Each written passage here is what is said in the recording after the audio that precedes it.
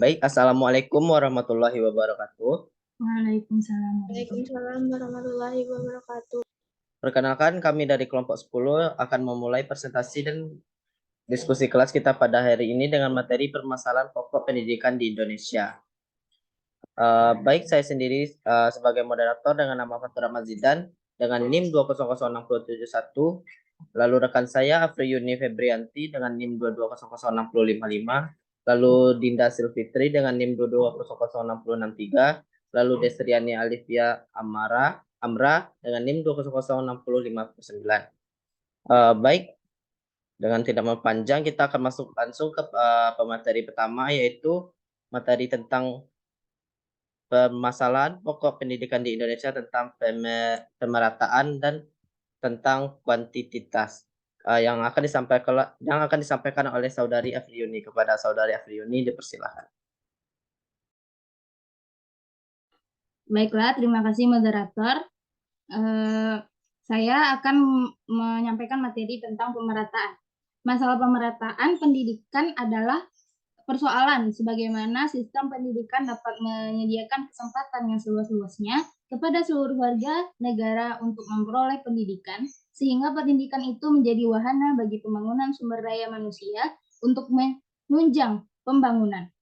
Pada awalnya, di tanah air kita pemerataan pendidikan telah dinyatakan dalam Undang-Undang Nomor 4 Tahun 1950 sebagai dasar-dasar pendidikan dengan pengajaran di sekolah, yang berbunyi tiap-tiap warga negara Republik Indonesia mempunyai hak yang sama untuk diterima menjadi murid untuk suatu sekolah jika syarat-syarat yang ditetapkan untuk pendidikan dan pengajaran pada sekolah itu terpenuhi. Selanjutnya adalah pemecahan permasalahan pemerataan. Yang pertama itu cara konvensional dan cara inovatif. Cara-cara ini sama untuk kuantitas yang materi yang selanjutnya yang saya akan baca. Yang pertama cara konvensional, yaitu membangun gedung sekolah seperti SD Impers atau ruangan belajar atau labor dan sebagainya, yang kemudian menggunakan gedung sekolah untuk double shift, yaitu seperti dari jam 7 sampai jam 10, kemudian dilanjut habis sesudah zuhur jam 1, kemudian sampai jam 4, seperti itu. Kemudian cara kedua yaitu cara inovatif. Yang pertama itu sistem pamong atau impact sistem pendidikan oleh masyarakat, orang tua, serta guru. Kemudian SD kecil pada daerah terpencil. Yang ketiga sistem guru kunjung. Yang keempat sistem SMP terbuka. Kemudian kejar paket A dan paket B bagi yang terlambat masuk atau yang tidak memenuhi syarat untuk ijazah kelulusan. Kemudian belajar jarak jauh seperti universitas terbuka. Selanjutnya saya akan menjelaskan tentang kuantitas. Kuantitas yaitu masalah yang menyangkut banyak murid yang harus ditampung di dalam sistem pendidikan atau sekolah. Masalah ini timbul karena calon murid yang tidak tertampung di suatu sekolah karena terbatasnya daya tampung. Kesempatan memperoleh pendidikan masih terbatas pada tingkat sekolah dasar. Permasalahan ini mencuat terutama di sekolah dasar pada tahun-tahun lampau. Tetapi saat ini, masalah ini sudah bisa diatasi. Sisa permasalahan ini adalah pada anak-anak yang tinggal di daerah terpencil.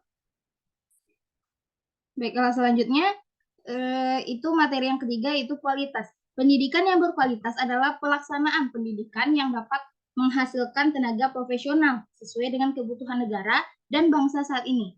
Kualitas pendidikan dipermasalahkan jika hasil pendidikan belum mencapai kualitas yang diharapkan, seperti hasil lulusan yang tidak mencapai target. Seperti itu. Kemudian upaya pencegahan masalah kualitas pendidikan. Yang pertama itu seleksi yang lebih rasional terhadap masukan mentah khususnya untuk SLTA dan PT. Kemudian yang kedua itu pengembangan kemampuan tenaga kependidikan melalui studi lanjut. Yang ketiga penyempurnaan kurikulum. Yang keempat pengembangan prasarana yang menciptakan lingkungan yang tentram untuk belajar. Sekian dari saya kembalikan kepada moderator.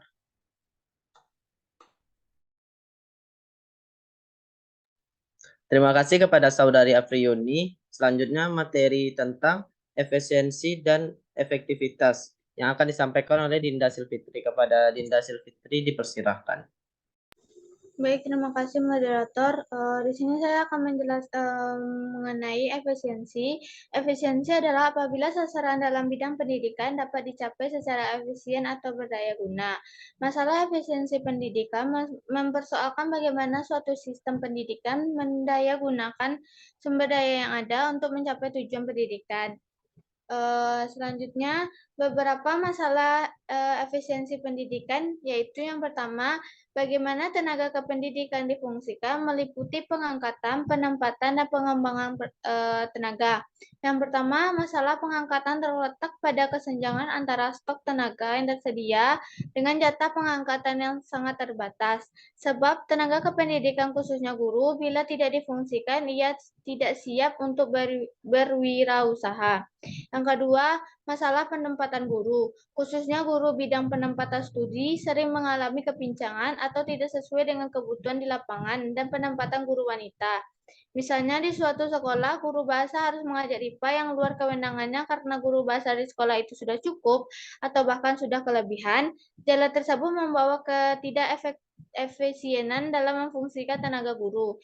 Yang ketiga, masalah pengembangan tenaga kependidikan di lapangan biasanya terlambat khususnya pada saat menyongsong hadirnya kurikulum baru. Yang kedua, bagaimana sarana prasarana pendidikan difungsikan. Penggunaan sarana dan prasarana yang tidak efisien bisa terjadi antara lain sering akibat kurang matangnya perencanaan dan sering juga karena perubahan kurikulum. Contohnya, gejala tidak adanya efisiensi dalam penggunaan sarana dan prasarana. Yang pertama, banyak gedung Inpres yang boleh dilancarkan pembangunannya pada akhir Pelita II dibangun pada kondisi yang tidak tepat. Yang selanjutnya, diadakannya dan didistribusikannya sarana pembelajaran tanpa dibarengi dengan pembekalan kemampuan, sikap, dan keterampilan calon pemakai, ataupun tanpa dilandasi oleh konsep yang jelas. Yang ketiga, bagaimana pendidikan diselenggarakan. Yang keempat, masalah efisiensi dalam memfungsikan tenaga. Berikut ini merupakan pemecahan masalah mengenai efisiensi pendidikan. Yang pertama,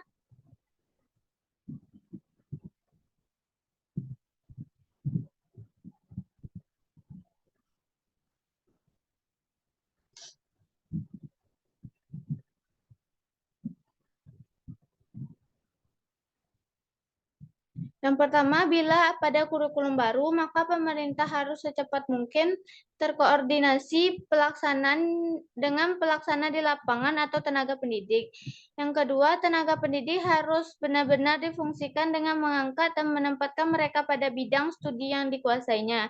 Yang ketiga, memberikan bantuan sarana dan prasarana pada sekolah-sekolah yang memang membutuhkan agar sarana dan prasarana tersebut memang termanfaatkan dengan baik. Selanjutnya, materi selanjutnya mengenai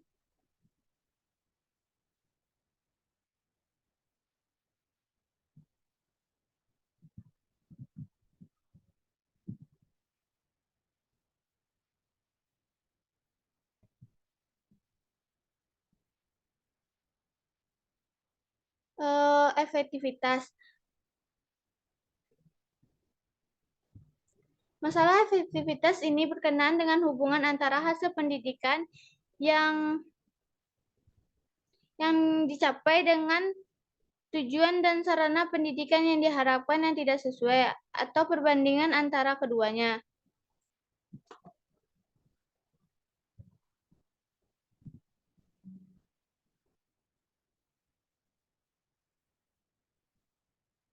Selanjutnya, permasalahan efektivitas pendidikan. Yang pertama, jumlah tamatan yang dihasilkan tidak sesuai dengan jumlah tamatan yang diharapkan. Perbandingan antara keduanya biasanya dinyatakan dengan persentase. Dengan kata lain, tingkat efektivitas sistem pendidikan dinyatakan dalam persentase. Misalnya, tingkat efektivitas SMP di Indonesia tahun ajaran 1982 sampai 1983 adalah sekitar kurang lebih 85%, sedangkan tingkat efektivitas SMA di Indonesia untuk tahun ajaran 1982 sampai 1983 adalah kurang lebih 83%. Apabila sasaran pendidikan SMP dan SMA adalah 100%, maka sistem pendidikan SMP dan SMA termasuk kurang efektif. Yang kedua, kualitas atau mutu pendidikan yang rendah. Mutu tamatan yang dihasilkan tidak sesuai dengan mutu tamatan yang diharapkan. Salah satu kriteria yang dapat dijadikan indikator atau petunjuk tentang mutu pendidikan adalah tingkat serap, yaitu perbandingan antara hasil belajar yang dicapai dengan hasil belajar yang diharapkan. Tujuan dari pelaksanaan pendidikan adalah untuk mengembangkan kualitas SDM sedini mungkin, terarah, terpadu, dan menyeluruh melalui berbagai upaya. Selanjutnya, pemecahan masalah efektivitas pendidikan. Yang pertama, dengan dilakukannya peningkatan kualitas tenaga pengajar, jika kualitas tenaga pengajar baik, bukan tidak mungkin akan menghasilkan lulusan atau produk pendidikan yang siap untuk menghadapi dunia kerja. Yang kedua, dengan pemantauan penggunaan dana pendidikan, pemantauan penggunaan dana pendidikan dapat mendukung pelaksanaan pendidikan efektif dan efisien. Kelebihan dana dalam pendidikan lebih mengakibatkan tindak kriminal korupsi di kalangan pejabat pendidikan. Yang ketiga, dengan pelaksanaan pendidikan yang lebih terorganisir dengan baik, ini juga dapat meningkatkan efektivitas pendidikan. Pelaksanaan kegiatan pendidikan seperti ini akan lebih bermanfaat dalam usaha penghematan waktu dan tenaga. Baik, sekian pemaparan materi yang saya jelaskan. Saya kembalikan kepada moderator. Baik, terima kasih kepada Saudari Dinda Selvitri. Materi selanjutnya yaitu relevansi dan tenaga kependidikan yang akan disampaikan oleh Saudari Destriani. Kepada Destriani dipersilahkan. Terima kasih moderator. Baiklah, saya akan menjelaskan tentang materi relevansi. Relevansi adalah penyesuaian antara hasil pendidikan yang dicapai terhadap kebutuhan tenaga kerja. Masalah relevansi pendidikan mencakup sejauh mana sistem pendidikan dapat menghasilkan luaran yang sesuai dengan kebutuhan pembangunan. Selanjutnya yaitu permasalahan relevansi pendidikan. Yang pertama yaitu ketidaksesuaian antara jumlah tamatan dengan jumlah tenaga kerja yang dibutuhkan. Keduanya menimbulkan masalah. Kelebihan tamatan dapat menimbulkan pengangguran, dan kekurangan dapat menimbulkan kemacetan dalam pembangunan. Yang kedua yaitu ketidaksesuaian keahlian tamatan dengan keahlian yang dibutuhkan dalam masyarakat untuk berbagai sektor. Ketidaksesuaian ini dapat berkenaan dengan kemampuan dasar yang diperlukan atau kecakapan teknis dalam melaksanakan sesuatu jenis pekerjaan. Selanjutnya yaitu pemecahan masalah relevansi pendidikan. Yang pertama yaitu meningkatkan kualitas tenaga pengajar di Indonesia. Karena dibandingkan negara berkembang lainnya, kualitas tenaga pengajar pendidikan di Indonesia memiliki masalah yang sangat mendasar. Yang kedua yaitu dibutuhkan kerjasama antara lembaga pendidikan dengan berbagai organisasi masyarakat. Selanjutnya yaitu tenaga pendidik dan tenaga kependidikan. Beberapa masalah tenaga pendidik dan tenaga kependidikan. Yang pertama yaitu pendidik bukan berasal dari lulusan yang sesuai. Maksudnya, terkadang tenaga pendidik yang mengajar tidak sesuai dengan jurusannya. Yang kedua yaitu pendidik kurang menguasai 4 kompetensi yang harus dimiliki oleh pendidik maupun tenaga kependidikan, sehingga hal ini menyebabkan adanya masalah kualitas pendidik dan tenaga kependidikan yang kurang baik. Dalam Undang-Undang Republik Indonesia Nomor 14 Tahun 2005, Pasal 8, dijelaskan bahwa guru wajib memiliki kualifikasi yang salah satu diantaranya kompetensi dan diperjelas dalam Pasal 10 ayat 1. Yang ketiga yaitu pendidik terkadang menjadikan mengajar hanya untuk menggugurkan kewajiban sebagai pendidik, sehingga dia mengajar secara tidak maksimal. Yang keempat yaitu pendidik belum sepenuhnya dapat memenuhi harapan masyarakat.